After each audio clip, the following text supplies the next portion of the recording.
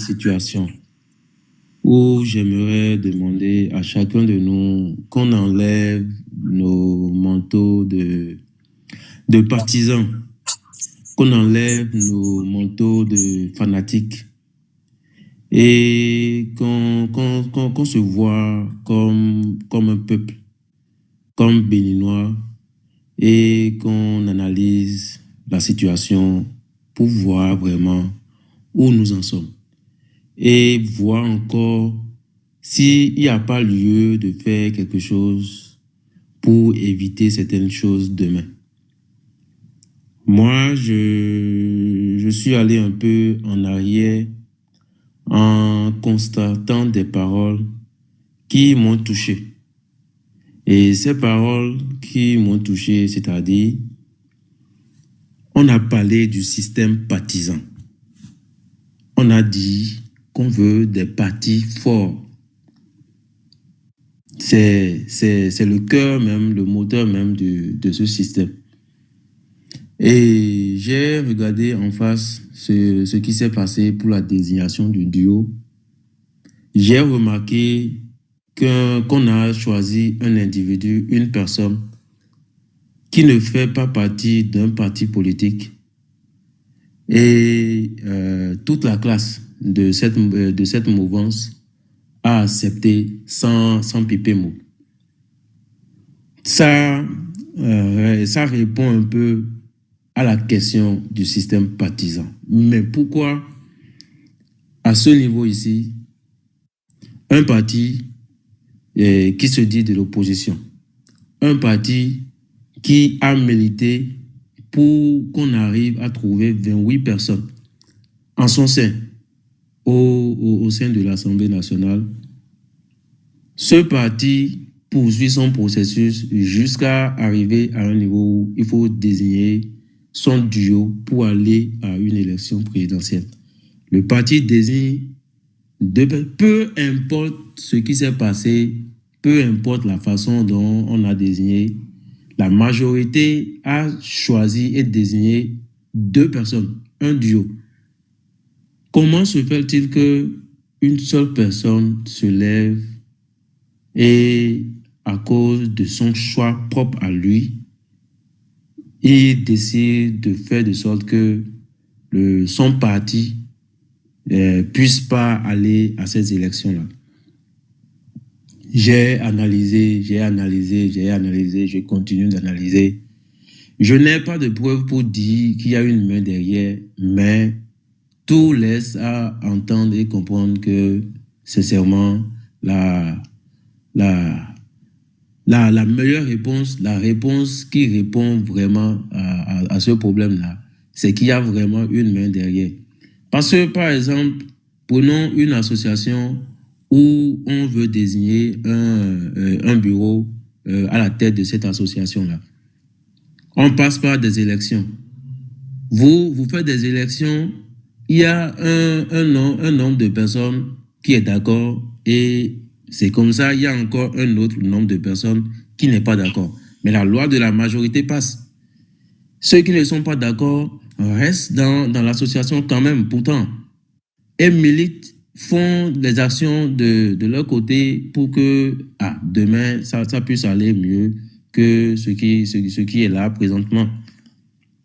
Normalement, la façon normale des choses, c'est un peu ça. C'est un peu ça. On est arrivé jusqu'à expliquer et à dire que la personne que toi, tu souhaites qu'on choisisse pour les élections, cette personne-là, si on la maintient et on envoie la liste sera recalée. On va annuler cette approche-là. Et on est encore allé loin pour dire d'accord. Si tu n'es pas d'accord, cette personne-là choisira quelqu'un. On a mis cette personne-là pour vice-président.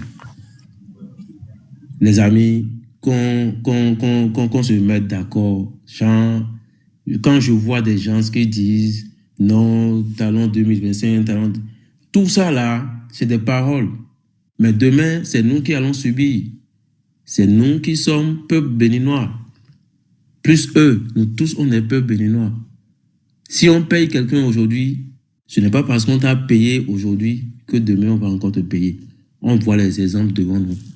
La preuve, Olivier Bokor était avec talent.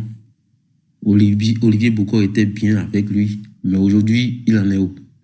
C'est un peu ça. Il faut vraiment qu'on ouvre les yeux et qu'on commence par réagir vraiment. Ils sont arrivés et ils ont réussi à nous diviser. Ils ont divisé le peuple parce qu'ils savent qu'un peuple divisé ne peut rien faire. Ce n'est pas encore tard. Ce n'est pas encore tard. Ils nous ont divisés parce que quoi? Ils ont mis le précepte sous prétexte que forme de régionalisme, il y a ci, il y a ça, c'est Yaïboni, c'est ci, c'est ça. Et une partie se démarque pour dire oui, il y a ci, il y a ça, il y a régionalisme. Peu importe. Des gens, j'ai suivi sur des panels, des gens disent que c'est parce que le peuple dit, même si on prend souris, on désigne souris là, on ira voter. Que ça veut dire que le peuple là n'est pas normal, donc il faut que les choses changent. Si un peuple arrive et se lève jusqu'à dire de telles choses, c'est parce que beaucoup de choses se sont passées. Nous, mais non, oui, ton caca, beau, kenombo doko, beau, de comme quand on dit, non, et y a des mains. C'est parce que, et moi, je dis, que nous, c'est trop, quoi. C'est trop. Il faut vraiment qu'on se mette d'accord. Moi, mon message, ça s'adresse à tous ceux-là qui sont concernés et pour décider, pour donner une réponse et pour donner la clé quand même pour qu'on ouvre cette porte-là qui nous bloque. Il y a encore possibilité de faire quelque chose pour que le parti, les démocrates, puissent aller à l'élection. Que ceux-là qui sont derrière ces postes-là, ceux-là qui sont derrière ces décisions-là, puissent se lever, puissent comprendre maintenant que l'enjeu, il faut qu'on court derrière l'enjeu et l'intérêt général. Et non rester derrière l'intérêt personnel d'une partie, d'une minorité de personnes pour décider de quelque chose qu'on va regretter après. Tôt ou tard, on va regretter après. Et c'est ensemble qu'on peut faire quelque chose de bon. Et c'est ensemble qu'on peut trouver des alternatives. Et pour pouvoir éviter pas mal de choses qu'on peut regretter après. Sincèrement, merci pour cette opportunité que vous m'offrez. Je profite de l'occasion pour partager cette pensée à l'endroit de chacun de nous, pour tous qui êtes sur le panel. Prenez conscience. Prenez conscience. Aujourd'hui, peut-être, on trouve la bouche pour encaisser, pour dire que oui, On ne sait pas comment sera demain. Si il est encore temps de faire quelque chose, il faut qu'ensemble, on puisse se mettre nos idées, il faut qu'on mette nos idées ensemble pour pouvoir trouver un consensus, pour pouvoir trouver cette clé-là qui pourra nous ouvrir la porte et avancer. On voit, je prends les deux duos, le duo Wadayi et le duo de... Encore une minute pour terminer. Oui, merci. Je prends le duo de Wadayi et le duo de Roupé. Ça n'honore pas du tout le peuple, ça n'honore pas le Bénin. Il faut vraiment, s'il y a une possibilité d'accepter et de permettre au LD de participer, de le faire, pour que demain, on puisse ensemble dire on l'a fait. C'est un peu ce que je tiens à dire. Merci beaucoup. Ok, donc avant de donner la parole à M. Kayode, les amis, je voulais tapoter le live juste pour sécuriser ça, pour que TikTok arrête d'envoyer son message intempestif. Donc tapoter, partager aussi pour que ça se stabilise. Je vais les premières informations qui se dégagent de la rencontre entre Yahi Boni et Patrice Talon aujourd'hui. Je vais vous résumer ça rapidement. Ils ont abordé 4 points. Le premier point concerne bien sûr la présidentielle. Et Yahi Boni a souhaité que Patrice Talon fasse le nécessaire pour que les élections soient inclusive. Comme on pouvait s'y attendre, c'est pour ça, moi, je disais que c'est juste, c'est du folklore, ça sont des placements, ça ne servira à rien. Patrice Talon, comme d'habitude, s'est braqué. N'oublions pas, en 2019, en 2021, c'était toujours la même chose. Donc, il s'est braqué, il a dit, force doit rester à la loi. Donc, comme ça, donc il faut dire, pour résumer, que c'est consommé, quoi, en quelque sorte. Donc, il n'a pas vraiment bougé, et donc il ne veut rien faire pour permettre la participation des démocrates aux élections. Le deuxième point concerne la convocation. N'oubliez pas que Yahi Boni et le duo des démocrates avaient reçu une convocation, d'accord? Et donc, Yahi Boni en a parlé, et puis il a dit que cette convocation concerne en gros la plainte plutôt de Sodino. C'est Sodino qui a porté plainte contre le parti, donc c'est dans ce cadre qu'il y a eu cette convocation-là. Donc, par rapport, parce que dans sa sortie, Sodino disait que les gens ont falsifié sa signature. C'est dans ce cadre. Donc, les amis, continuez à tapoter. Le troisième point maintenant, ça concerne les élections législatives à venir. Donc, Patrice Talon leur aurait suggéré de faire des accords, des alliances avec les autres partis, et que sur ce point, il était peut-être plus ouvert à dire que ce ne serait pas bien qu'on ait un parlement monocolore en 2026. Donc, c'est sur ce point seulement que on a comme une petite ouverture. Et en dernier, le quatrième point abordé, ça concerne les quitus fiscaux. Jusqu'à présent, on a beaucoup de militants du Parti des démocrates qui n'ont pas toujours obtenu leurs quitus fiscaux. Donc, Yahi Boni a souhaité que Patrice Talon puisse donner des instructions aux services compétents pour que ça soit accéléré. Ok, donc voilà les 4 points qui ont été abordés, et moi je l'ai dit dès le départ, quand j'ai vu le communiqué circuler, j'ai dit c'est juste une balade de santé, que ça ne va rien servir en réalité d'aller voir Patrice Talon. On sait là où il veut en venir avec tous les moyens qu'il a mis en œuvre jusqu'à présent. C'est pas pour reculer après. Donc c'est pensé, et donc il est en train de dérouler une feuille de route. Et je ne pense pas que c'est une rencontre avec Yahi Boni. Et d'abord, il n'a aucun respect pour Yahi Boni. Il a mis en prison chez lui pendant 52 jours. C'est pas, s'il avait un petit respect pour lui, en tant qu'ancien président, il ne le fera jamais. Donc, c'est quelqu'un qui n'a ni respect pour Yahi Boni, ni respect pour le peuple béninois. Donc, c'est pas ces rencontres-là, folkloriques, qui vont changer quoi que ce soit dans la situation du Bénin. La solution, elle est ailleurs. Ok, monsieur Kayode, vous pouvez prendre la parole. Donc, les amis, continuez à tapoter le live. Monsieur Kayode, si vous m'entendez, vous pouvez prendre la parole. Bonsoir, bonsoir Biafrika, bonsoir Monsieur Djossou. Bonsoir, oui. Bonsoir le panel. Et chère population, bonsoir.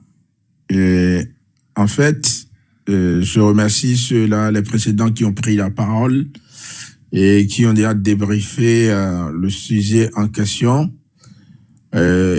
Aujourd'hui, moi, je m'y attendais pas de mieux vis-à-vis à la situation aujourd'hui.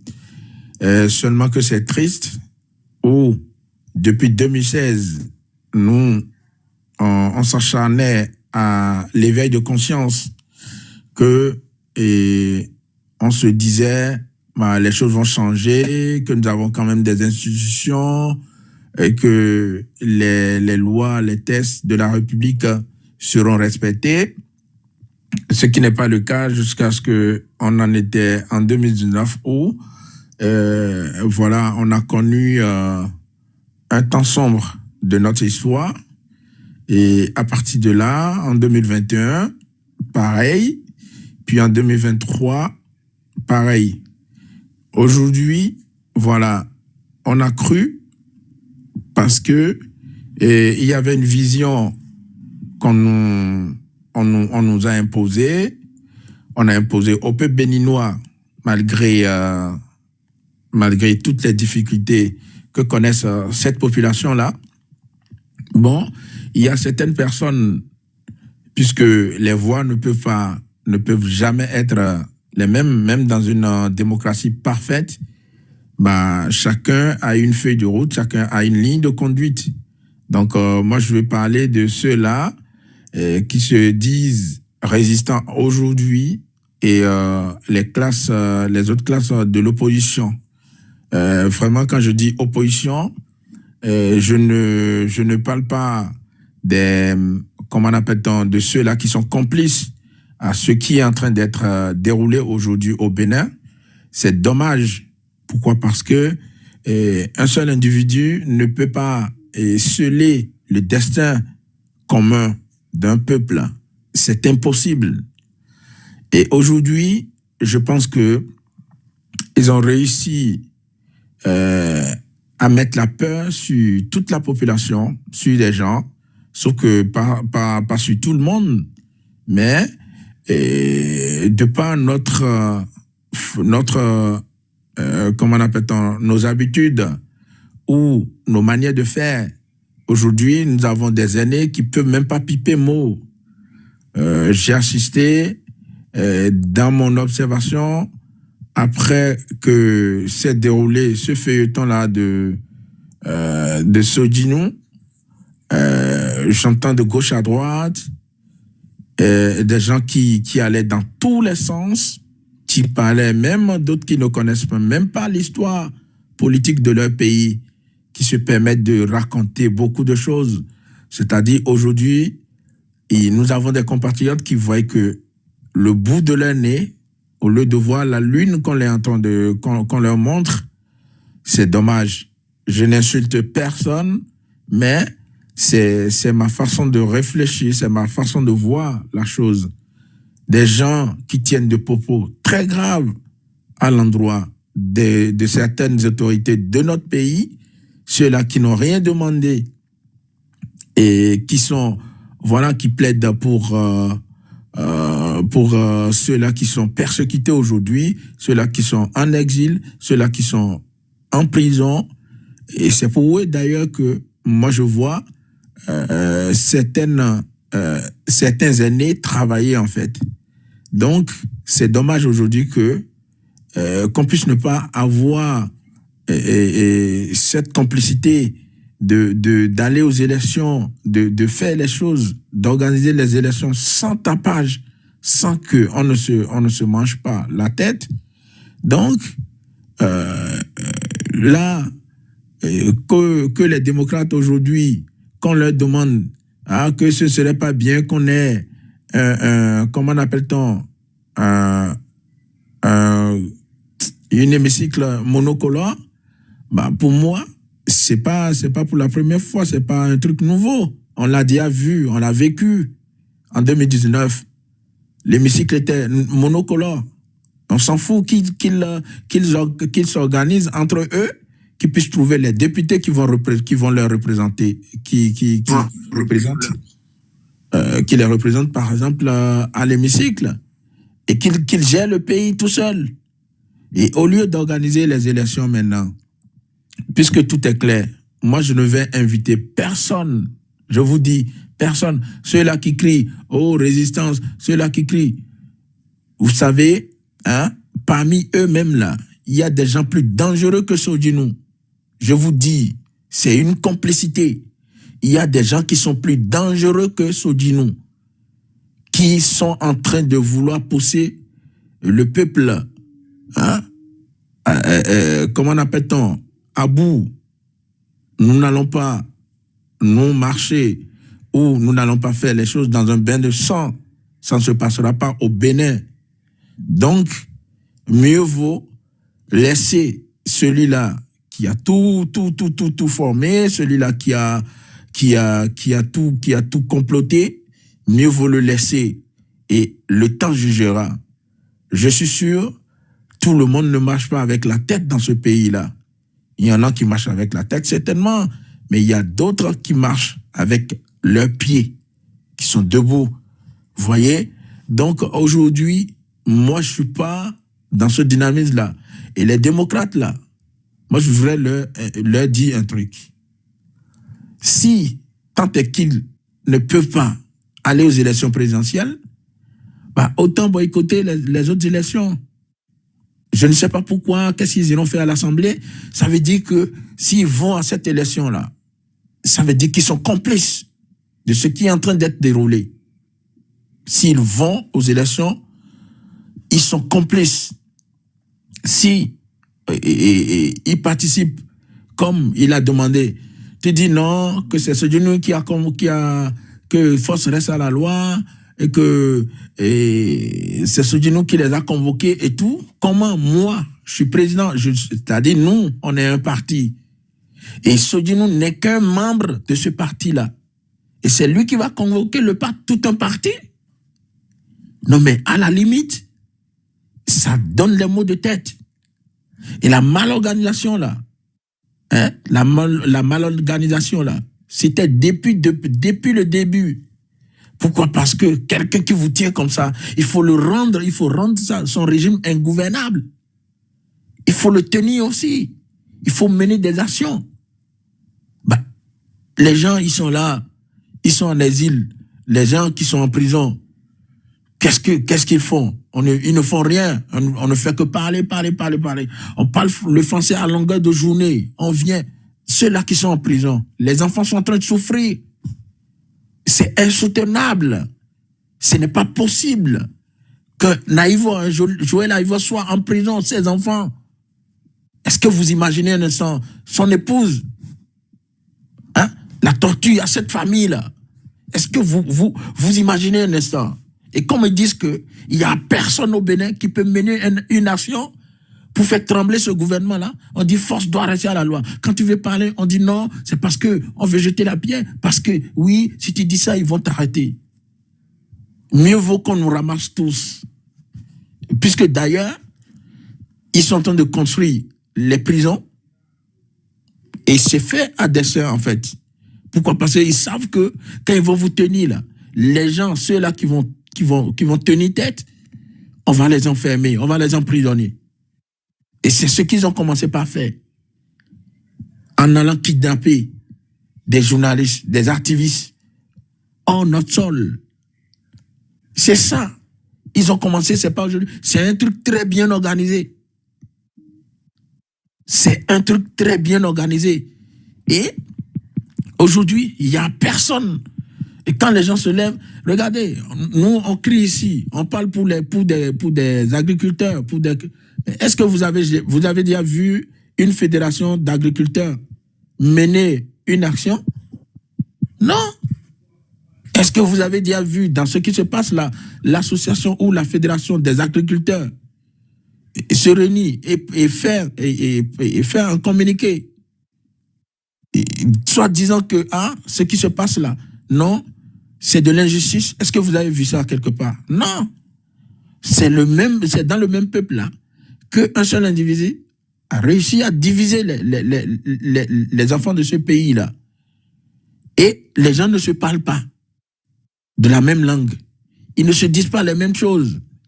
Donc, comment pouvons-nous construire un pays à rang dispersé? Comment pouvons-nous réclamer l'injustice ou la justice à rang dispersé? Ce n'est pas faisable. Vous voyez?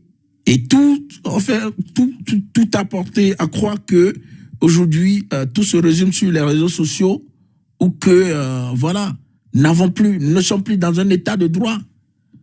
Quand vous voyez quelqu'un qui dit, et vous voyez un compatriote qui dit, moi je suis contre ce que fait, parce que c'est un seul individu ce que fait ce régime-là, et que derrière, ce même individu dit que non, que le président Yahi Boni, qui doit foutre le camp, et que c'est lui qui a fait ceci. Mais quelle est cette analyse-là qui vient dans votre tête? Vous n'avez pas compris que chacun doit s'organiser en sa manière pour faire face à ce régime-là dictatorial. Ah non. Et quand vous menez de ce discours-là, c'est ce qui les enchante. Ça les enchante. Moi, je ne crois plus à personne. Moi, je ne crois plus en rien. C'est fini. Et vous savez combien de générations est en train d'être sacrifiées? C'est plusieurs générations.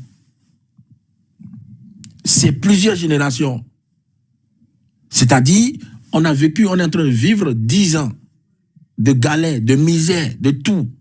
On va encore vivre un autre 10 ans de galère, de misère, de tout.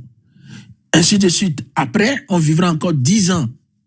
Puisque celui qu'on est en train de vouloir imposer, il va s'organiser de sorte que quand il va vouloir finir ses 2 mandats, que lui-même, qu'il impose quelqu'un d'autre. Et c'est ainsi de suite. Et ce ne sera jamais vous et moi. Ce ne sera pas vous et moi là, qui parlons ici. Ce ne sera jamais nos enfants. Ce sont eux, leurs enfants, qui sont dans de grandes universités, aux frais du contribuable.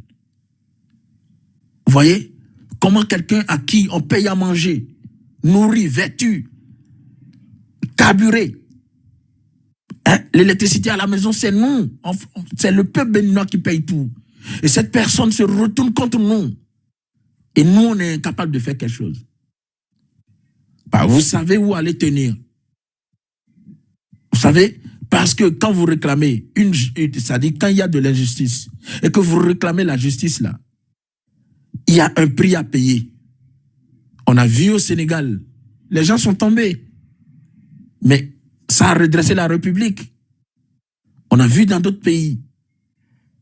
Donc, ce n'est pas un souhait que nos compatriotes tombent ou que une seule personne tombe, mais je vous dis, stratégiquement, il y a des points à tenir et en une seule journée là, ils pourront pas supporter. Ce sont vos frères d'âme, c'est-à-dire, ce sont nos frères militaires là, ce sont eux qu'on remonte contre nous. Parce que le président Talon, il n'ira jamais prendre une arme pour venir faire face à un compatriote. Mais non, jamais. Et il n'est pas le seul. Il est entouré des gens. Vous voyez là, une vieille classe politique qui est entourée de ce monsieur-là, qui l'induit en erreur, qui le pousse à bout, de par leur intérêt égoïste. Hein? Il y a des gens qui ont débarqué de ce régime-là, qui ont dit non, c'est de l'injustice, non, on n'est pas d'accord, non, on n'est pas ceci. Mais ils sont où? Ils sont en exil. Ils sont obligés de fuir leur pays pour être en paix. Vous voyez? Mais vous voyez une dame comme Rekiat Madougou passer 20 ans en prison? Non, mais c'est inhumain. Pourquoi? Quel crime? Elle n'a pas tué, elle n'a rien fait. On a reçu comment appelle-t-on, monsieur Batamoussi, qui était venu ici sur ce panel-là, qui nous a parlé, qui nous a expliqué que voilà, que cette dame-là, que son dossier était vide, tellement vide, qu'on a reçu des instructions. Maintenant que celui qui a donné les instructions là, maintenant qu'il n'est plus au Bénin là, qu'est-ce que nous faisons? Pourquoi nous ne le retrouvons pas là où il est? Pourquoi nous ne le retrouvons pas? Ce sont des stratégies aussi. C'est ça en fait. Et quand vous allez commencer par faire ça, je pense qu'ils vont mieux réfléchir. Pourquoi? Parce que quand vous menez une lutte là, il y a un prix à payer. Quand les gens disent, oui, descendez, venez. Mais non, il y a d'autres qui vont le faire proprement à l'extérieur. Il y a d'autres qui le feront proprement sur le terrain. Et sans toucher personne, sans brûler quoi que ce soit. C'est clair. Vous voyez, moi, ces rencontres-là, le président Yahi Boni, moi, je vais respectueusement l'inviter à rester chez lui, à laisser ces gens-là.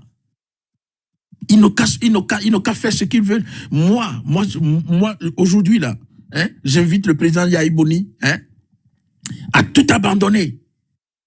Parce que trop, c'est trop. Il pouvait aller s'asseoir au Japon, en Corée, ou bien même en France ou aux États-Unis, quelque part, tranquille, et mener sa vie. Sans rien. Il pouvait aller revenir sans rien et ne rien faire. Qu'est-ce que vous allez dire? Mais il travaille, il fait tout ça là, il organise les gens, juste parce qu'il a pitié de ceux-là qui sont en prison, de ceux-là qui sont exilés. Mais vous, qu'est-ce que vous faites? Vous ne faites rien. Vous venez ici, on le jette la pierre, on l'insulte. Quand je le dis, on me dit que moi, je suis un pro-Yahi. Je suis pro-Yahi en rien. Moi, je n'aime pas l'injustice.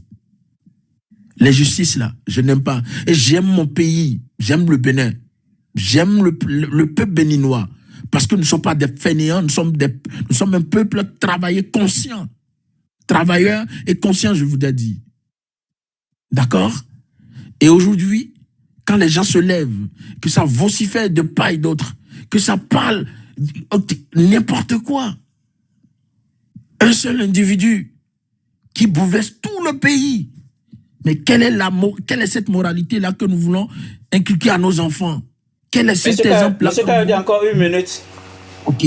Quelle est cette éducation, quel est cet exemple, l'héritage que nous voulons laisser à nos enfants? Où vous voyez de grandes personnes comme ça qui agissent de sorte. On ne peut même pas se fédérer, on ne peut même pas constituer une association et travailler ensemble, parler d'une seule voix. Au final, là, qu'est-ce que nous voulons? Moi, je voudrais dire aux gens, le président Talon, le régime en place, ils ont déjà organisé, ils ont l'opposition qui va faire face à leurs candidats qu'ils ont imposé. Je demande à tout le reste là de tout abandonner. Que ce soit élection communale, législative et machin, si vous allez là-bas, c'est que vous aurez cherché. Moi, je ne dirai pas plus. Merci beaucoup. Ok, merci Monsieur Kayode. Dans tous les cas, s'ils ne vont pas à la présidentielle, ils n'iront pas. Même s'ils ont la volonté d'aller, ils n'iront pas. Et même s'ils y vont ou bien ils participent au législatif, ils n'auront rien. Dans tous les cas, c'est un système pourri. Quand le système est pourri, dans quelle ordure les gens ont fait la campagne de 2016. On a vu des intellectuels dire dans notre pays, même s'il est un voleur, c'est lui qu'on veut. Même s'il est, il est un empoisonneur, c'est lui qu'on veut.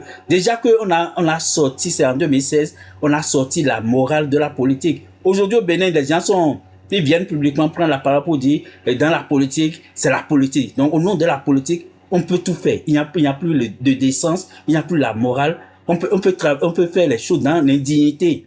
Donc c'est là où on en est, c'est les Béninois aussi, en tant que Béninois qu'on a choisi en 2016 de confier notre pays à l'immoralité, à l'indignité, à l'indécence. C'est nous-mêmes qui avions choisi. Donc pourquoi ça devrait nous étonner aujourd'hui de confier le pays à quelqu'un qui a essayé d'empoisonner un chef de l'État, quelqu'un qui avait versé un dossier de crime économique, et tout le monde le savait en 2016, c'était pas caché. L'affaire d'empoisonnement, c'était pas caché. Il y a un livre qui a été écrit par un juge. Et personne n'a contredit le livre jusqu'à présent. Et c'était connu de tous. Mais on était dans une euphorie maladive en 2016 et on a été capable de confier notre pays au pire délinquant de notre pays pour le diriger. Donc c'est normal que les institutions de la République aujourd'hui sont devenues des sociétés privées du chef de l'État. C'est là où on en est aujourd'hui. On n'y peut rien. Donc la solution, il faut prendre le temps de construire cette solution-là. Malheureusement, c'est là où... Ok, on va avancer. Monsieur Léonce. Monsieur Léonce, vous pouvez ouvrir votre micro pour prendre la parole.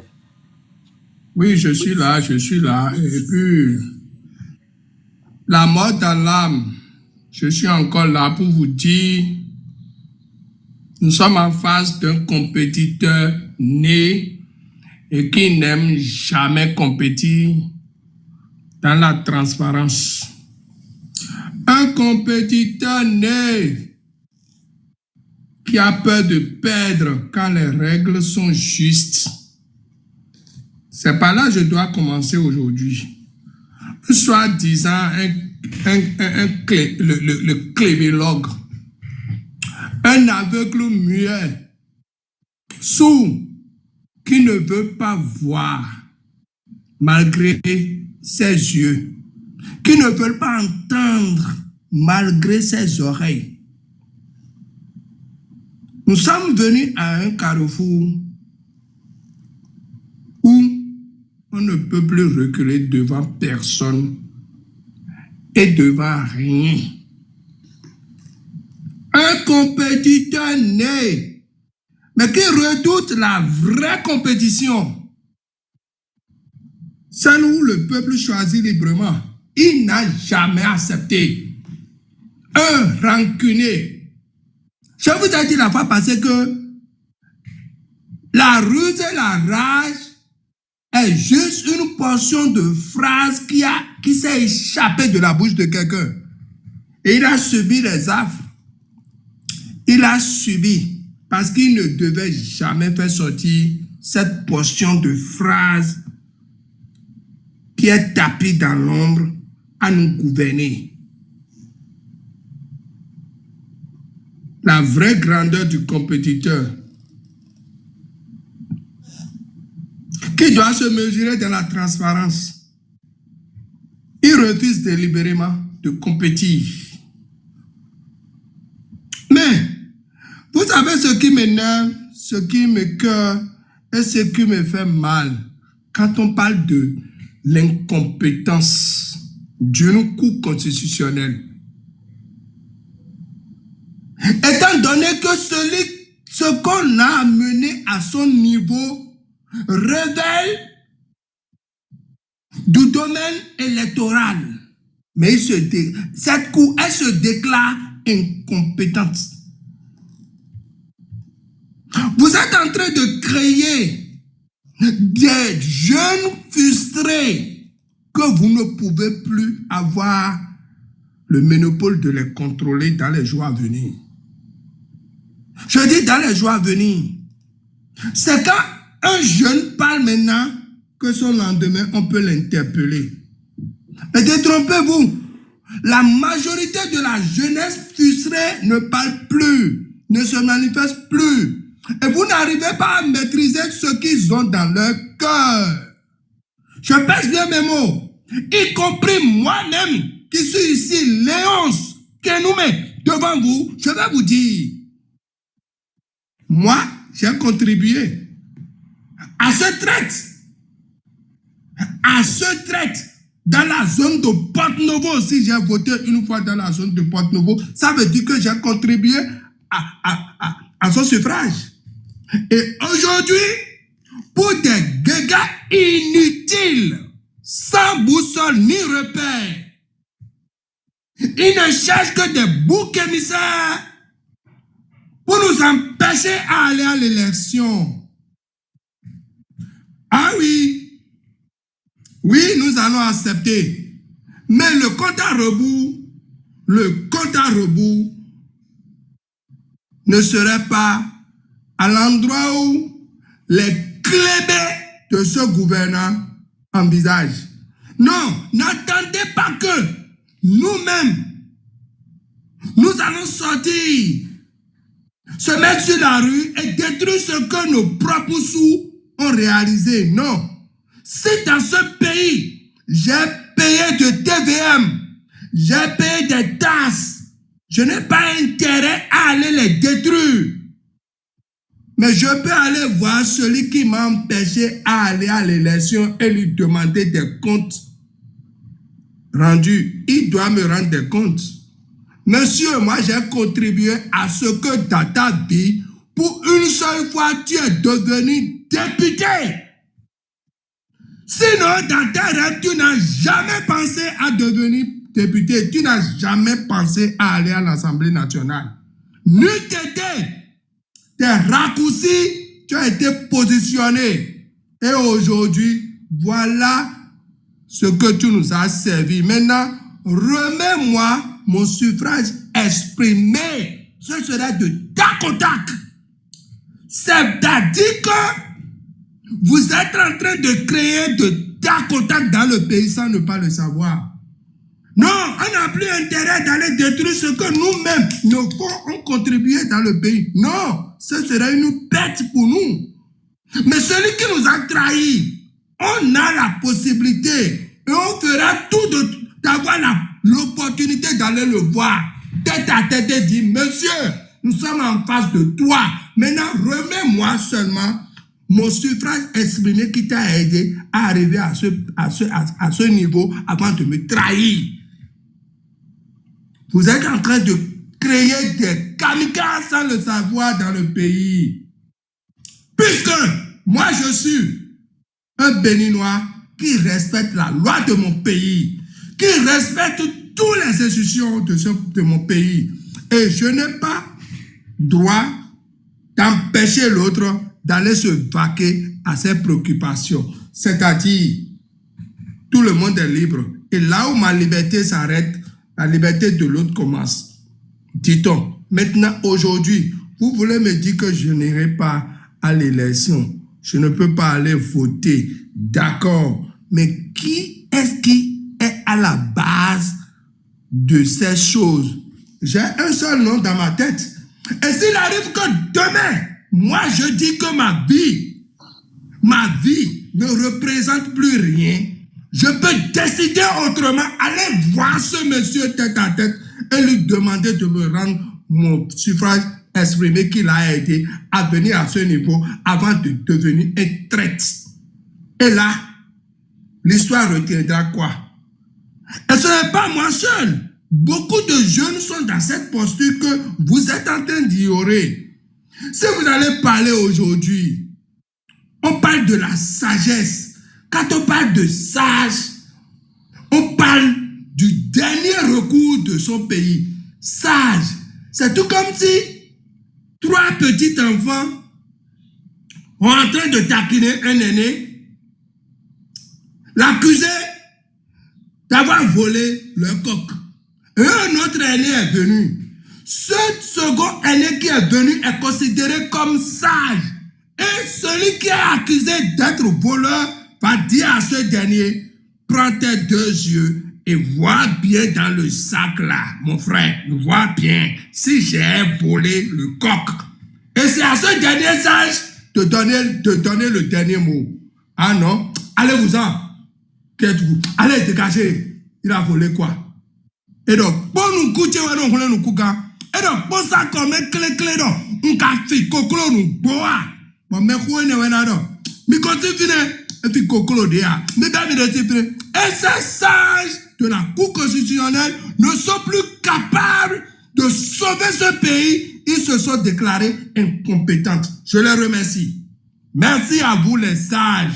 Vous avez sauvé ce pays. Mais le reste, soyez prêts à en assumer. Puisque moi personnellement, Léonce, je ne suis plus capable de subir encore la souffrance de 5 ans.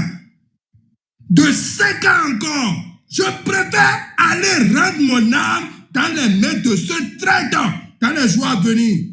Quand j'aurai l'opportunité de le voir, je vais dire, monsieur, tu m'as trahi, je te rends mon âme.